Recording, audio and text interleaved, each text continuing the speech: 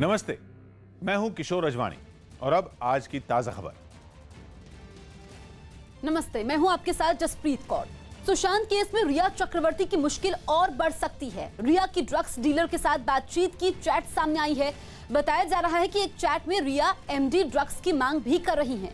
खबर है कि ये चैट साल 2017, 2019 और 2020 के हैं, जिनमें कई लोगों से चैट पर बातचीत की गई है, जिसका सबूत जांच एजेंसियों को मिल चुके हैं। हालांकि रिया के वकील ने दावा किया कि रिया ने कभी कोई ड्रग्स नहीं लिया और वो अपनी खून की जांच भी करवाने को तैयार हैं। वहीं सुशांत सिंह के पिता ने ड्रग्स डीलरों की गिरफ्तारी की मांग की है। रिया और ड्रग्स डीलर की बातचीत सामने आई है। दावा किया जा रहा है कि रिया के ड्रग्स कारोबार से जुड़े लोगों से भी रिश्ते थे। रिया और ड्रग्स डीलर के बीच पहली चैट 8 मार्च 2017 की बताई जा रही है। बताया गया कि रिया ने इसी दिन ड्रग्स डीलर को मैसेज किया था, जिसमें उसने लिखा, रिया ने लिखा कि अगर हम हार्ड ड्रग्स की बात करें तो मैंने ज्यादा ड्रग्स का इस्तेमाल नहीं किया है। इसके बाद रिया ने ड्रग्स डीलर से पूछा, तुम्हारे पास एमडी है? वहीं तीसरी चैट रिया की किसी जया शाह के साथ बताई गई। ये चैट 25 नवंबर 2019 की है। इसमें रिया से जया कहती हैं, मैंने उससे श्रुति से कोऑर्डिनेट करने के लिए कहा है, उम्मीद है मददगार होगा। जिसके बाद रिया चक्रवर्ती जया से कहती हैं, थैंक यू सो मच। इसके जवाब में जया कहती हैं, नो प्रॉब्लम ब्रो, उम्मीद है कि ये मददगार होगा। यही नहीं, इसी दिन रिया और जया में फिर बातचीत होती है। चैट में रिया चक्रवर्ती से जया कहती हैं, चाय, कॉफी या पानी में 4 बूंदे डालो और उसे पीने दो। असर देखने के लिए 30 से 40 मिनट रुको। इसके बाद की चैट मिरांडा और रिया के बीच की है। रिया और मिरांडा सुशी के ये चैट अप्रैल 2020 के हैं, जिसमें मिरांडा कहता है, हाय रिया, स्टॉक लगभग खत्म हो चुका है, क्या हम ये शोविक के दोस्त से ले सकते हैं? लेकिन उसके पास सिर्फ हैश और बड है।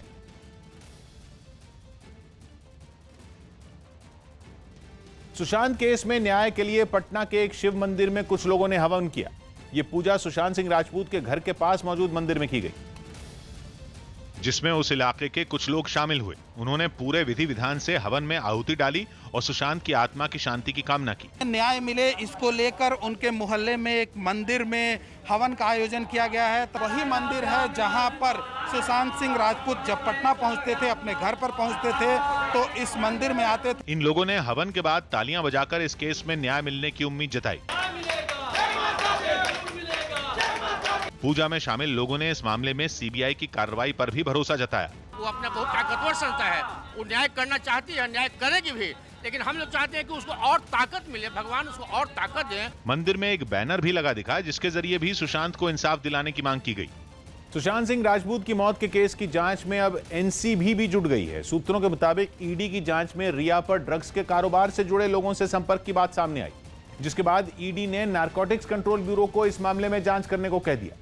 ईडी की जांच में सामने आया कि रिया चक्रवर्ती के कुछ नशा कारोबारियों से रिश्ते रहे हैं। रिया की फोन कॉल डिटेल्स और व्हाट्सएप चैट से इस बात के सबूत मिले, जो ईडी ने एनसीबी के सुपुर्द कर दी। एनसीबी के डायरेक्टर राकेश अस्थाना ने न्यूज़ 18 से फोन पर हुई बातचीत में इस खबर पर मोहर भी लगाई। इसलिए एनसीबी की जांच में यह पता किया जाएगा कि ड्रग्स का इस्तेमाल कौन कौन करता था, ड्रग्स कहां से लिए जाते और ड्रग्स खरीदने वाले लोग कौन थे।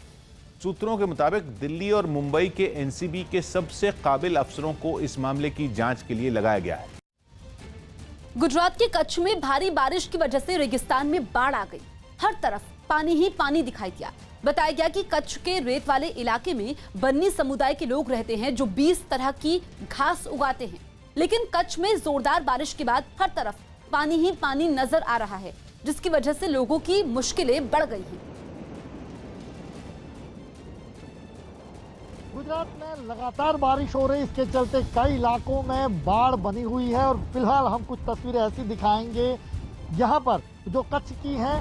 कच्छ का जो ऊपरी इलाका है वहाँ पर रण में समंदर की तस्वीरें। ये हाँ, जो आप देख रहे हैं यहाँ पर अमूमन पहले रेत हुआ करती थी, लेकिन इस बार बारिश चूंकि ऐसी हुई है 200% बारिश मौसम की 200% बारिश जिसको कह रहे, 1994 में 94 में ऐसी बारिश हुई थी, उसके बाद अब जाकर इतनी बारिश हुई है और उसका असर भी देखते हैं। ये बन्नी प्रदेश है, यहाँ पर बन्नी समुदाय के लोग रहते हैं जिनका पशुपालन से सीधा व्यवसाय उनका जुड़ा हुआ है और अपने मवेशियों के साथ रहते हैं। लेकिन यहाँ पर आप देखें कि बन्नी प्रदेश में पूरी तरह से जहाँ भी आप देखें केवल पानी ही पानी है। दरअसल ये रेत रहती है आमतौर पर और यहाँ पर 20 तरह की घास जो बन्नी प्रदेश जिसको ग्रासलैंड, एशिया का सबसे बड़ा ग्रासलैंड के तौर पे जिसको जाना जाता है, यहाँ पर जो तस्वीरें देख रहे हैं वो हैरान कर देने वाली है। जहाँ भी नजर डालें आपको केवल पानी ही पानी दिखेगा। तो ये गुजरात में लगातार जो बारिश हो रही है उसका असर देखने को मिल रहा है, न कि केवल सड़क के इस और आपको कैमरामैन पोखराज आपको दूसरी ओर भी दिखाएंगे, दोनों ओर जहाँ भी आपकी नजर जाएगी वहाँ पर केवल पानी ही पानी दिखेगा। तो ये इसका असर देखने को मिल रहा है। लगातार बारिश हो रही है और खतरा अभी टला नहीं है। मौसम विभाग जो बता रहा है उसके मुताबिक अगले 2 दिन जो खासतौर पे उत्तरी गुजरात और कच्छ में ये भारी बनकर हो सकते हैं, भारी हो सकते हैं, खतरे से खाली नहीं होंगे। ऐसे में गुजरात के सूरत में भारी बारिश के बाद बने बाढ़ के हालात से निपटने के लिए प्रशासन ने पूरी ताकत झोंकी। बताया गया कि वहां कई छोटी नदियों का पानी ताप्ती नदी में मिलने से वो उफान पर आ गई, जिससे वहां बाढ़ के हालात बन गए। और इन हालात से निपटने के लिए प्रशासन की टीमों के अलावा एनडीआरएफ की कई टीमों को भी लगाया गया। पानी ने वहां सैकड़ों मकानों को अपनी चपेट में ले लिया और कई लोग कमर तक पानी में डूबकर रास्ते पार करते नजर आए। सूरत के कुछ रिहायशी इलाकों में 3 से 4 फीट तक पानी भरा नजर आया। उन इलाकों में फंसे लोगों को नावों की मदद से बाहर निकाला गया। कुछ जगहों पर इतना पानी भर गया कि वहां खड़ी गाड़ियों की केवल छतें ही नजर आईं। आगे 10 से 12 फुट तक पानी भरा हुआ है, जिसके चलते लोगों को रेस्क्यू करके नगर निगम की बोटें लोगों को बाहर लाने का काम कर रही है। वहां से सामने आई एक तस्वीर में एनडीआरएफ की टीम एक गर्भवती महिला को रेस्क्यू करती भी दिखी। बचाव दल ने महिला को उसके घर से पास के अस्पताल तक पहुंचाया। बताया गया कि बीते 10 दिनों में ये दूसरी बार है जब ताप्ती नदी के उफान पर आने से सूरत के कुछ इलाकों में बाढ़ जैसे हालात बने। एलएसी पर भारत के हाथों मात खाने वाला चीन अब पाकिस्तान के साथ मिलकर बड़ी साजिश रच रहा है, जिसके लिए वो पाकिस्तान की सेना को मजबूत कर रहा है। चीन ने पाकिस्तान को जंगी जहाज दे रहा है, जिसे चीन ने लॉन्च कर दिया है। चीन ने अपने 4 सबसे आधुनिक युद्धपोत में एक टाइप 054 एपी की लॉन्चिंग कर दी है। चीन इन जंगी जहाजों को पाकिस्तान के लिए बना रहा है। चीन और पाकिस्तान के बीच रक्षा उपकरणों को लेकर यह सहयोग ऐसे वक्त में सामने आया है जब दोनों के साथ ही भारत का तनाव जारी है। इसके अलावा वो पाकिस्तान को पनडुब्बी और रडार भी मुहैया करवा रहा है। चीन ने समंदर में अपनी ताकत बढ़ाने के लिए नया प्लान बनाया है, जिससे वो अपना दबदबा बना सके और अमेरिका को चुनौती दे सके। चीन अभी पाकिस्तान के लिए 8 पनडुब्बी तैयार कर रहा है।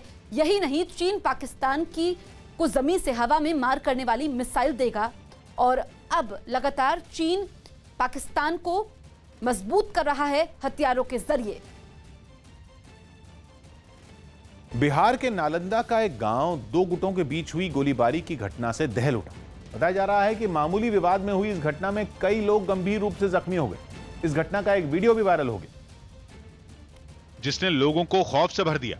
मामूली बात पर शुरू हुए इस झगड़े ने देखते ही देखते गांव को युद्ध के मैदान में बदल दिया। सामने आई एक तस्वीर में एक आदमी दूसरे गुट के लोगों पर बंदूक से गोलियां बरसाते हुए नजर आया। भाई रे भोला। दिन दहाड़े गोलीबारी की इस घटना से दहशत मच गई। कुछ लोग तो वहां पत्थरबाजी करते हुए भी देखे गए।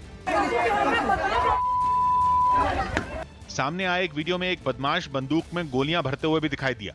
आरोप है कि दूसरे गुट के लोगों की तरफ से भी फायरिंग की गई। इस घटना का वीडियो वायरल होने के बाद पुलिस ने आरोपियों के खिलाफ मामला दर्ज कर लिया। सुशांत सिंह राजपूत मौत मामले में सीबीआई की जांच ने और तेजी पकड़ ली है। सीबीआई ने सुशांत के सीए संदीप श्रीधर से 10 घंटे तक पूछताछ की। इसके अलावा सीबीआई ने सुशांत के दोस्त सिद्धार्थ पिठानी से लंबी पूछताछ की। यही नहीं, सीबीआई ने मुंबई में डीआरडीओ के गेस्ट हाउस में कुक नीरज, रजत मेवाती और नौकर केशव से भी कई घंटों तक पूछताछ की। तो सिद्धार्थ से पूछताछ हुई है, सीबीआई ने जांच और तेज कर दी है। नौकर केशव से भी कई घंटे तक पूछताछ हुई है। तो अब कड़ियों को जोड़ने की कोशिश में है सीबीआई ने मुंबई में डीआरडीओ के गेस्ट हाउस में कुक नीरज, रजत मेवाती और नौकर केशव से भी कई घंटों तक पूछताछ की। कोरोना संकट के बीच वैष्णो देवी के दर्शन के लिए पहुंचने वाले श्रद्धालुओं की सुविधा के लिए वहां हेलीकॉप्टर सेवा शुरू होने वाली है।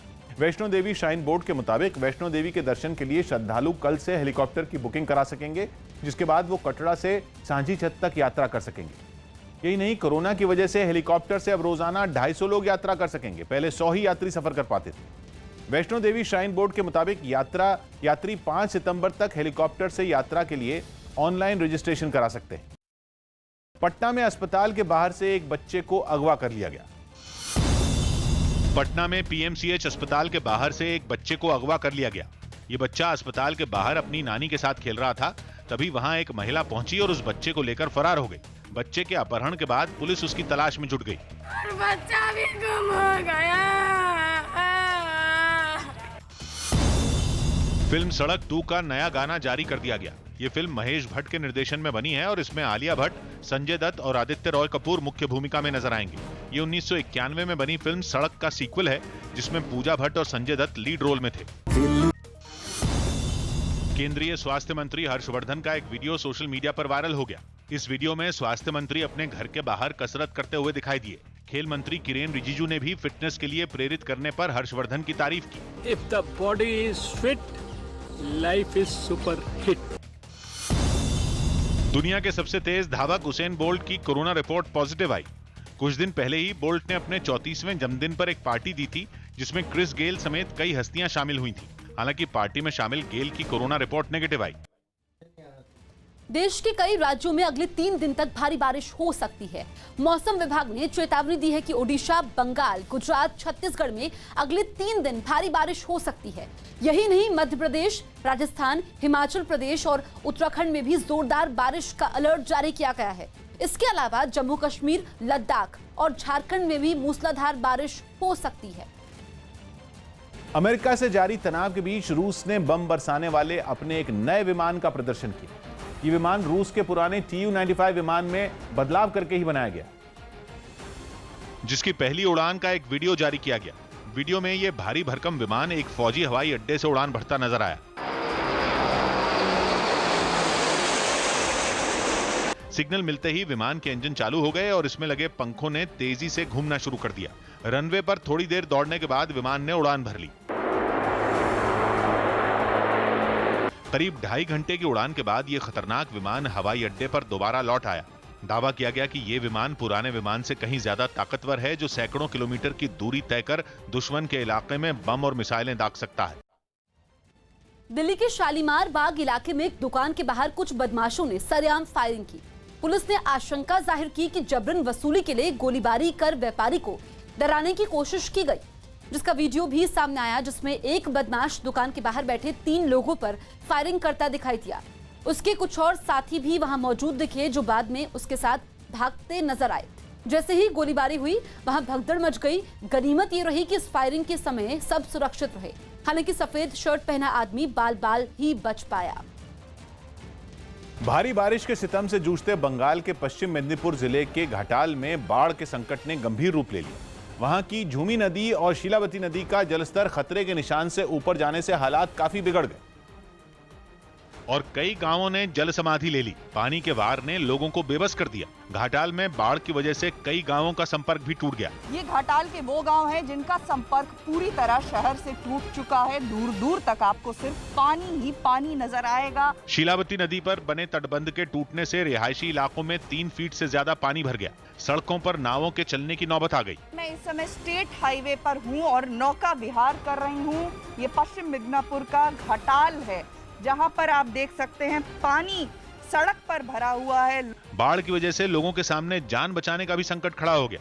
सैलाब की मार ने किसानों की मेहनत पर भी पानी फेर दिया। हम लोग तैयार है, जो भी हालात होगा उसी के हिसाब से हम लोग देखेंगे। मौसम विभाग ने पश्चिम मेदिनीपुर समेत बंगाल के कई जिलों में अगले 48 घंटे भारी बारिश की चेतावनी दी है।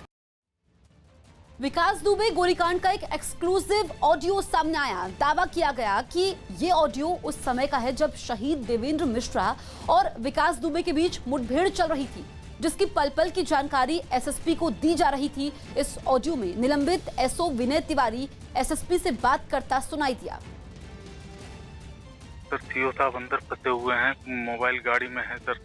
सीओ का क्या हुआ यार, छोड़ के भागे आए तुम लोग? सर भागा नहीं हूँ सर, मैं भागा नहीं हूँ सर, मैं उसको अजय सिपाही को लेके आया था। कहाँ लगी उसको? उसको सर पेट में लगी है गोली और मंदना चौकी इंचार्ज को हाथ में लगी सर। खबरें हैं कि कांग्रेस में 23 बड़े नेताओं की चिट्ठी पर घमासान बढ़ता जा रहा है। ऐसा बताया जा रहा है कि चिट्ठी लिखने वाले नेताओं ने कांग्रेस की सलाहकार समिति में उन्हें शामिल करने की मांग की है। ये समिति पार्टी में होने वाले बड़े फैसलों पर संगठन चुनाव में अहम भूमिका निभाती है। यही नहीं, खबरें हैं कि कांग्रेस आलाकमान को चिट्ठी लिखने वाले नेताओं ने आगे भी इस पर विचार विमर्श जारी रखने का फैसला किया है और बताया जा रहा है कि ये सभी नेता सोनिया गांधी के सामने फिर से अपनी मांगों को उठा सकते हैं। एक दिन पहले कांग्रेस कार्य समिति की बैठक में पार्टी के 23 नेताओं की तरफ से लिखी गई चिट्ठी का मुद्दा छाया रहा था, जिसमें नेतृत्व से जुड़े सुझाव और संगठन में बदलाव की मांग की गई थी, जिस पर दिग्विजय सिंह ने भी नाराजगी जताई। चर्चा करने के लिए हमारे संविधान में, कांग्रेस संविधान में है कि वर्किंग कमेटी में कोई भी वर्किंग कमेटी मेंबर कोई चर्चा कराना चाहता है तो उसके इशू बता दे, चर्चा हो जाती। चिट्ठी लिखने की जरूरत क्या थी? दिल्ली के मंगोलपुरी इलाके में नियमों की अनदेखी कर बनाई गई एक इमारत को ढा दिया गया। बताया गया कि महज कुछ महीनों पहले ही बनी ये इमारत बारिश में झुक गई, जिसके बाद खतरे को देखते हुए इस इमारत को ढाया गया।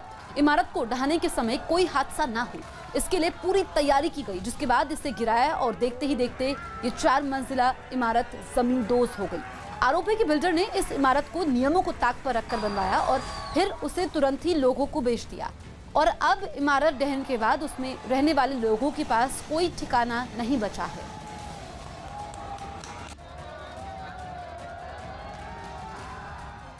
आज की ताजा खबर में एक ब्रेक, लेकिन ब्रेक से पहले